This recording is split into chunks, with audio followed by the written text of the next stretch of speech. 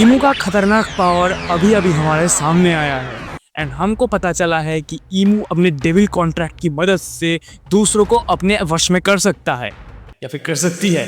जहाँ पे डोरी और ब्रॉगी ऑलरेडी इमू के अंडर में जा चुके हैं एंड उनका साइज बहुत ही बड़ा हो चुका है। I mean literally ancient giant के लेवल का हो चुका है उनका साइज। एंड ये सारी चीजें मेरे को क्वेश्चन करने में मजबूर करती हैं कि क्या एक्चुअली में स्ट्रॉ हैट्स भी इस चीज के अंदर में आ सकते हैं, यानी कि क्या इमू स्ट्रॉ हैट्स को अपने वश में कर सकता है या फिर डेविल कॉन्ट्रैक्ट की मदद से उनके डेमोनिक वर्जन्स को सभी के सामने ला सकता है। जहाँ पे हमको इतना तो पता है कि ओडा से हमारे स्ट्रॉ हैट्स को तो एटलीस्ट नहीं मारेंगे, एटलीस्ट अभी के लिए तो नहीं मारेंगे, क्योंकि ओडा सेंसे को मारना उतना ज्यादा पसंद नहीं आता। ये अलग बात है कि फ्लैशबैक के अंदर में ओडा सेंसे अंधाधुन लोगों को मार देता है। लेकिन आते हैं हमारे मेन क्वेश्चन पे, क्या इमू का डेविल कॉन्ट्रैक्ट एक्चुअली में स्ट्रॉ हैट्स को इफेक्ट कर सकता है या नहीं? जहाँ पे मेरा सीधा सीधा आंसर तो ये आता है कि हाँ, ये एक्चुअली में स्ट्रॉ हैट्स के मेंबर्स को इफेक्ट कर सकता है। क्योंकि देखो, जायंट्स जो है वो बहुत सालों से जिंदा है एंड जायंट्स का विल पावर बहुत ही ज्यादा स्ट्रांग होता है। उनको अपने अंडर में करना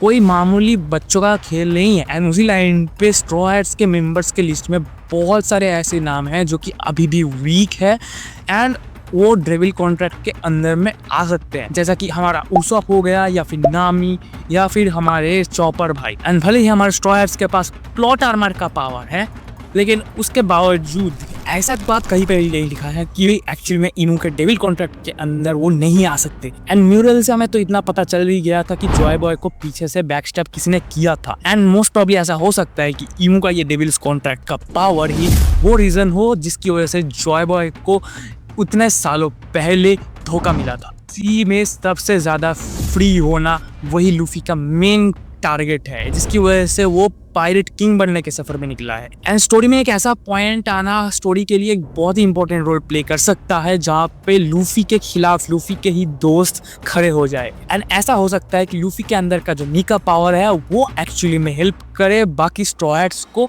फिर से नॉर्मल होने में। एंड इसी जगह पे एक बहुत ही ज्यादा बढ़िया लेवल का स्टोरी हमको देखने को मिलेगा, जहाँ पे इमू पहले तो स्ट्रॉ हैट्स के मेंबर्स से उनका फ्रीडम छीनता है एंड दूसरी तरफ हमारे लूफी उनको फिर से अपना फ्रीडम वापस देता है। एंड चूंकि हम लोग फाइनल सागा में ऑलरेडी एंटर कर चुके हैं, तो ऐसा एक पॉइंट आना जहाँ पे पूरा का पूरा स्ट्रॉ हैट्स इमू के अंडर में आके इन्फ्लुएंस होके एक्चुअली में लूफी के खिलाफ आ जाते हैं। एंड साबोडी आर्क की तरह ही एल्बाफ में भी अगर लूफी के सामने एक ऐसा बड़ा दीवार खड़ा होता है जिसको अगर पार करना हो तो उसको स्ट्रांग बनना पड़ेगा, तो फिर ये एक बहुत ही इंटरेस्टिंग पार्ट हो जाएगा फाइनल सागा के लिए। मरीन फोर्ड का जो वॉर आर्क था वो हमने देखा था, उससे पहले साबोडी आर्क आया था एंड वहाँ पे पूरा का पूरा ये सेटअप किया गया था कि लूफी एंड उसका क्रू बहुत ही ज़्यादा वीक है इस वर्ल्ड से फाइट करने के लिए। तो क्योंकि मैं इस थ्योरी को भी साइड में नहीं रख सकता कि लूफी अपना पूरा अवेकनिंग पावर्स अभी तक यूज नहीं कर पा रहा है। हाँ, गियर 5 लूफी के निका फ्रूट का एक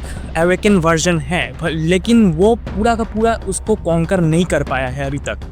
एंड अगर उसको पूरा कॉन्कर करना है तो स्ट्रॉन्गर अपोनेंट से उसको फाइट करना पड़ेगा। एंड इमू से ज्यादा स्ट्रॉन्गर ओपोनेंट वन पीस के यूनिवर्स में मुझे नहीं लगता और कोई दूसरा होगा भी। जहाँ पे लूफी के दिल में अभी तक इमू के खिलाफ कोई भी ऐसा नेगेटिव थॉट्स नहीं आया है। एंड इमू अगर उसी टाइम पे लूफी को उस कमजोर करीब पर अटैक करे एंड वो अगर लूफी का क्रूमेट्स हो, तो लूफी के पास बहुत ज्यादा रीजंस होंगे इमू के खिलाफ वॉर डिक्लेयर करने के लिए। लेकिन यहाँ पे ये पॉसिबिलिटी भी साइड में नहीं रखनी चाहिए कि लूफी भी इमू के डेविल कॉन्ट्रैक्ट के अंदर में इन्फ्लुएंस हो सकता है। चूंकि लूफी निका के फ्री विल को रिप्रेजेंट करता है, तो इमू का एक प्राइम टारगेट होगा लूफी।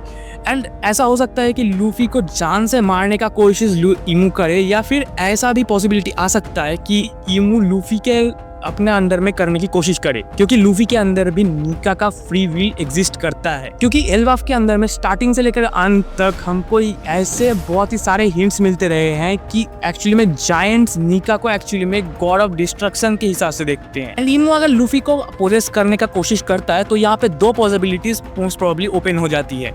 सबसे पहला, लूफी के अंदर का जो निका का फ्री विल है वो इमू के खिलाफ रेजिस्ट करे एंड लूफी को इमू के अंदर में पोजेस होने से रोक दे। लेकिन दूसरा पॉसिबिलिटी ये हो सकता है कि लूफी एक्चुअली इमू के पोजीशन के अंदर में आ जाए एंड उसी के साथ साथ पूरे के पूरे स्ट्रॉ हैट का क्रू जो है वो लूफी को फिर से नॉर्मल करने की कोशिश में लग जाए। एंड हमने रोमांस डॉन के सागा से लेकर अभी तक हमने हर बार देखा है कि लूफी अपने स्ट्रॉ हैट्स के क्रू के हर एक मेंबर को रेस्क्यू करने के लिए अपनी जान का जोखिम लगा देता है। एंड ऐसे थ्योरीज हमारे सामने बहुत बार आए हैं कि एस की जगह अगर लूफी को मरीन फोर्ड में कैप्चर कर लिया होता तो ऐसा एक सीन पॉसिबली हमारे सामने होना बहुत ही ज़्यादा ज़रूरी है कि लूफी अगेंस्ट में चले जाए पूरे के पूरे स्ट्रॉ हैट क्रू के, एंड स्ट्रॉ हैट का पूरा क्रू लूफी को बचाने के लिए अपना जान का जोखिम लगाए एंड पूरे के पूरे वर्ल्ड गवर्नमेंट को चुनौती दे। लेकिन इस पूरे के पूरे सीनरी के अंदर एक और ट्विस्ट हमें देखने को शायद मिल सकता है, एंड वो चीज़ ये है कि मरीन फोर्ड में एस को बचाने के लिए वाइट बियर्ड आए थे।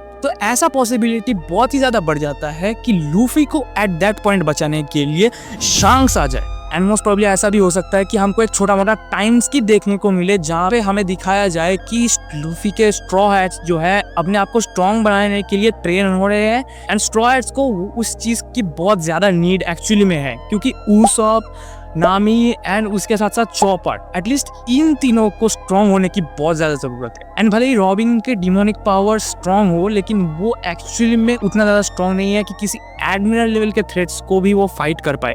हाँ, एडमिरल लेवल के थ्रेट्स को फाइट करने के लिए जोरो सांजी है, लेकिन वो लोग भी उतना ज़्यादा स्ट्रॉन्ग नहीं है कि एक्चुअली में 1v1 में फाइट कर पाए आओकी जी या फिर अकाइनो के जैसे पावर हाउसेस को। एंड एल्बाफ के आर्क के अंदर में हमको ये बार बार दिखाया गया है कि एल्बाफ के जायंट्स एक्चुअली में निका को एक बुरा डेविल मानते हैं या फिर डिस्ट्रक्शन के देवता मानते हैं। तो ये ड्रीम करना भी कोई बुरा नहीं होगा कि लूफी एक्चुअली में अपने सन गॉड के ट्रू पावर्स को अवेकन करे इस एल्बाफ आर्क के अंदर में, या फिर एटलीस्ट स्ट्रॉ हैट्स के मेंबर्स अपना कोई पावर अवेकनिंग मिले, क्योंकि हमारे स्ट्रॉ हैट्स के मेंबर्स को एटलीस्ट ऊसॉप को एक पावर अप की बहुत ज्यादा जरूरत है। अब देखते हैं आगे के चैप्टर्स में हमारे लिए ओडा सेंसेई ने क्या कुक करके रखा है।